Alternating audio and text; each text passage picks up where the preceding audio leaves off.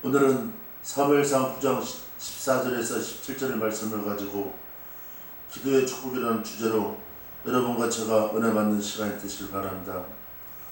그들이 성읍으로 올라가서 그리로 들어갈 때 사무엘이 마친 산당으로 올라가려고 마주 나오더라. 사울이 오기 전날에 여호와께서 사무엘에게 알게 하여 이르시되 내일 이맘때에 내가 베냐민 땅에서 한 사람을 내게로 보내리니 너는 그에게 기름을 부어 내 백성 이스라엘의 지도자로 삼으라. 그가 내 백성을 블레셋 사람들의 손에서 구원하리라. 내 백성의 부르짖음이 내게 상달되었으므로 내가 그들을 돌보았노라 하였었더니 사무엘이 사울을 볼 때 여호와께서 그에게 이르시되 보라 이는 내가 내게 말한 사람이니 이가 내 백성을 다스리라 하시니라. 성도의 기도는 하늘의 불말과 불병거를 흡출하는 마패입니다. 암행어사는 누추한 차림으로 다니면서 지방 유정자들의 행실을 면밀히 살피다가 마침내 불을 심판한 날에는 마패를 높이 들고 자신의 능력을 발휘합니다.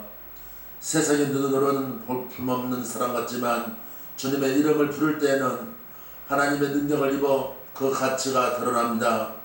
암행어사가 마패로 그 죄를 입증하고 능력을 발휘하듯이 성도는 오직 예수 그리스도의 이름으로 기도함으로 능력을 나타냅니다. 기도는 하늘의 능력이 땅에 임하는 거룩한 길입니다. 기도는 기적을 상식으로 변화시키는 거룩한 능력입니다.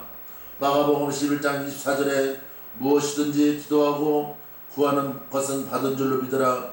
그리하면 너에게 그대로 되리라. 기도는 구하는 그대로 응답됩니다. 기도는 인간의 방법이 아니라 하나님의 언약이기 때문에 반드시 이루어집니다. 기도가 퇴보하고 있다면 기도에 대한 바른 성경적 이해가 없기 때문입니다. 기도가 침체되어 있다면 기도를 배우는 노력을 멈췄기 때문입니다. 영적인 원리를 알아야 기도할 수 있습니다. 기도와 얻은 복은 세상의 복과 다릅니다. 기도는 사람이 하지만 응답은 하나님이 하시기 때문입니다. 기도는 사람의 방법이 아니라 응답하시는 하나님의 능력입니다. 기도의 영적인 세계 속에 더 깊이 들어가면 내가 주님 안에 들어가고 주님이 내 안에 들어오는 놀라운 일을 경험하게 됩니다. 지난 한 해 동안 새벽 기도회를 통하여 하나님께서 더 많은 영감을 주시고 영안을 여셔서 깨달음의 범위와 깊이를 풍성하게 하셨습니다. 오늘 본문을 살펴보면 기도는 하나님이 주시는 복입니다. 하나님께서 주시고자 하는 것을 얻는 것입니다. 기도는 하나님의 보좌 앞에 나아갈 수 있는 은총이며 기도의 자리에서 우리는 하나님의 부유함을 누립니다. 기도는 하나님의 보물 창고를 여는 열쇠이고 하늘 아버지께서 자녀에게 주신 서명된 보증수표입니다. 기도는 하나님의 약속을 내 것으로 만드는 자녀의 권세입니다.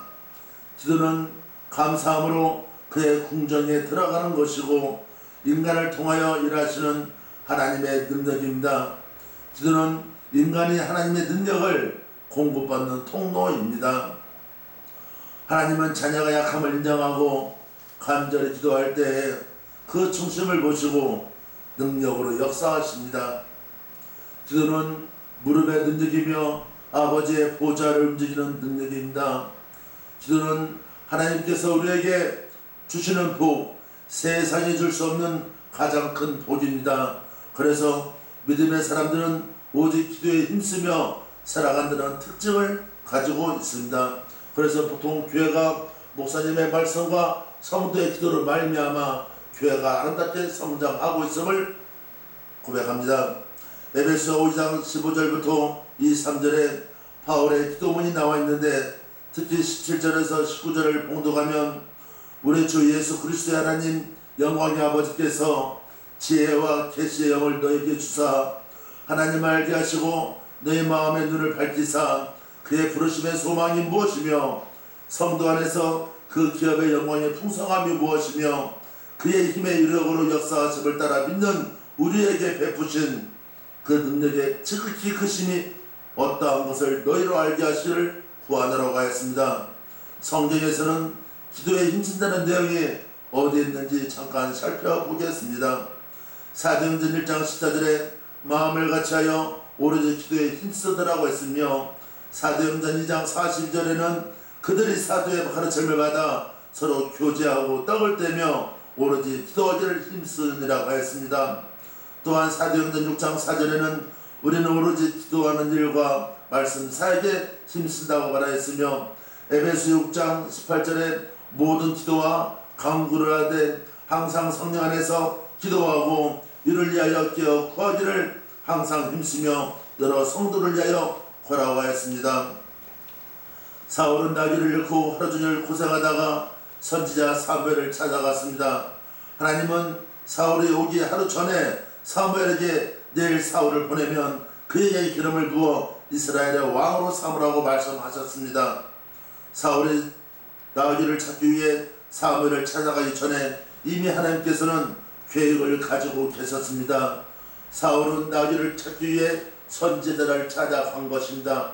그런데 하나님은 사울을 왕으로 세우려고 불렀습니다.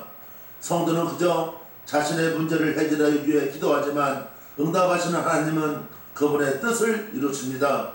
사울은 기도하여 그가 생각하지 못한 놀라운 축복을 받았습니다. 기도는 축복입니다. 그래서 기도에는 세 가지 복이 있습니다. 첫 번째는 기도하는 사람이 복입니다.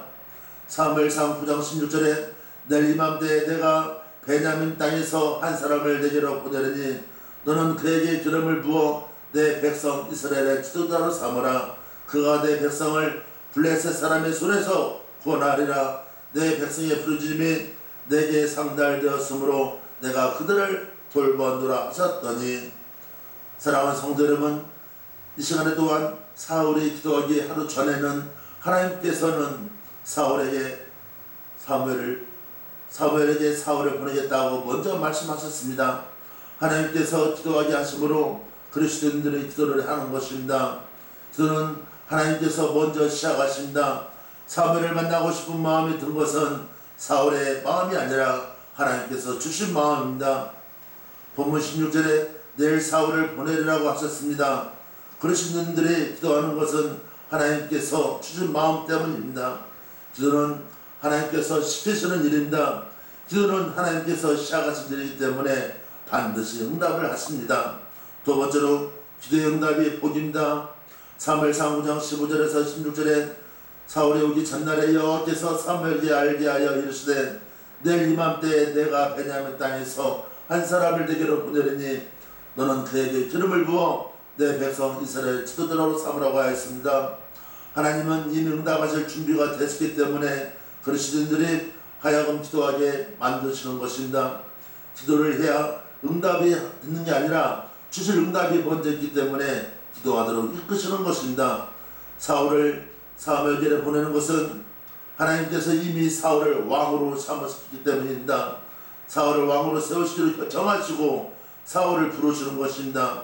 하나님은 이미 응답을 마련해 두시고 그리스도인들의 기도를 지키시는 것입니다. 마태복음 7장 7절에 구하라 그리하면 너에게 주실 것이요 찾으라 그리하면 찾아낼 것이요 문을 두드리라 그리하면 너에게 열릴 것이라고 하였습니다. 즉 구하라 그리하면 주실 것이라는 말씀은 구하면 주신다는 의미가 아니라 주실 것이 이미 준비되었기 때문에 구하라고 하시는 것입니다. 모든 기도에는 이미 응답이 예비되어 있습니다. 세 번째로 하나님의 뜻이 이루어지는 것이 복입니다. 사무엘상 9장 17절에 사무엘이 사울을 볼 때 여호와께서 그에게 이르시되 보라 이는 내가 내게 말한 사람이니 이가 내 백성을 다스리라 하시리라. 기도는 사람이 하지만 기도의 응답은 하나님의 뜻으로 이루어집니다. 기도는 하나님의 뜻이 이루어지는 일입니다. 사울을 왕으로 세우는 것은 하나님의 계획이었습니다. 나귀를 찾는 것은 사울의 소원이었습니다. 사울은 나귀를 찾는 일이란 절박한 기도 제목을 가지고 사무엘에게 나아갔지만 하나님은 사울을 왕으로 세우시려는 뜻을 이루기 위해서 사울을 기도하게 하셨습니다. 그리스도인들이 기도하는 것은 하나님의 뜻이 먼저 있었기 때문입니다. 그 기도를 통하여 하나님께서 하나님의 뜻을 이루십니다. 기도는 하나님께서 시작하시고 하나님의 뜻을 이루는 방법에 의해 반드시 응답을 하십니다. 그래서 기도는 전적인 하나님의 복인 것을 깨닫는 주님의 백성들이 되시기를 예수님 이름으로 축원합니다. 아멘.